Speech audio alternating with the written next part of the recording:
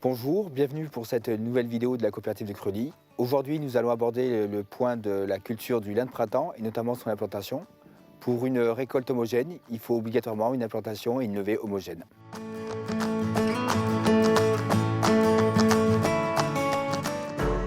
Donc nous allons vous dérouler la mise en place de la culture du lin de printemps. Nous allons nous rendre sur une commune du littoral, sur des terres limoneuses à tendance argileuse. Nous allons vous présenter les différents outils de reprise du sol en sortie d'hiver, les matériels de semis et les conditions d'application requises pour mener à bien cette culture. Donc les reprises d'hiver se font sur des sols très bien ressuyés. Là nous sommes devant un ameublisseur de sol afin de pouvoir décompacter et en même temps émietter avec le rouleau derrière le sol et la reprise de labour. Ça va faciliter le réchauffement du sol et permettre un meilleur départ sur le lin.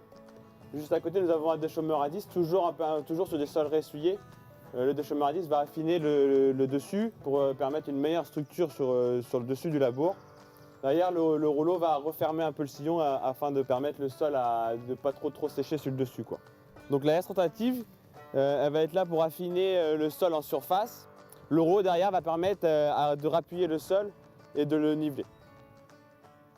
Donc là nous avons un ensemble avec un préparateur de terre à l'avant où il y a une rangée de dents de vibro qui sont là pour émietter le sol, accentuer le fendillement des mottes.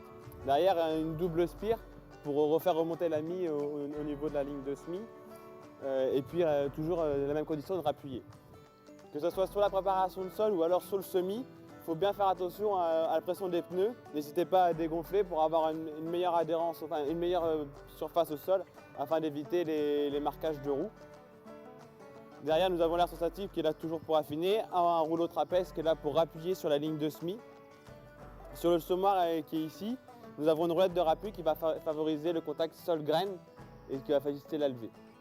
Donc avant toute chose, il faut s'assurer du parfait ressuyage de la parcelle. Il convient de prendre la fourche bêche et de faire un profil d'une 30-40 cm et à partir de là, on s'aperçoit que cette parcelle-ci, à l'heure où je vous parle, est insuffisamment ressuyée. Une terre encore trop froide qui reste en motte.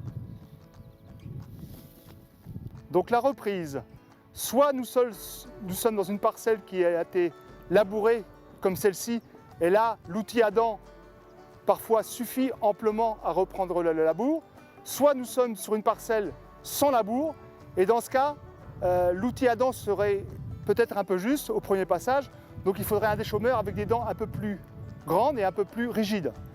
Ensuite, l'itinéraire est le même, émiettement sur face, laisser essuyer quelques heures pour avoir une terre bien réchauffée et ensuite semer. Donc densité de semis.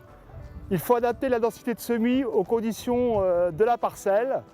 Il est évident qu'en semis précoce, il faut être sur des densités un peu plus élevées que sur des semis style 15-20 avril. Profondeur de semis. Il convient de mettre la graine au contact de la terre fine, recouverte d'environ 1 à 2 cm de terre fine. Le rappuyage de la graine est très important et il se doit également d'avoir un lit de semence parfaitement ameubli et droit. Pour une récolte homogène, il faut une levée homogène. Ce point est aussi très important par rapport à la gestion d'un ravageur qui est l'altise. Un semis, notamment les semis précoces, sont très sujets à des attaques d'altise très précocement, ce qui peut nuire à la qualité et à la quantité du lin. Donc il est très important d'avoir une surface de sol qui soit limitée en termes de mottes et en termes de résidus végétaux, qui sont des abris pour les altises. Et dans les années à venir, ce levier agronomique et l'implantation du sol sera de plus en plus important, car les phénomènes de résistance aux insecticides se développent de plus en plus. Et donc il faudra pouvoir trouver des solutions pour gérer cet insecte qui peut causer des gros dégâts sur la culture du lin.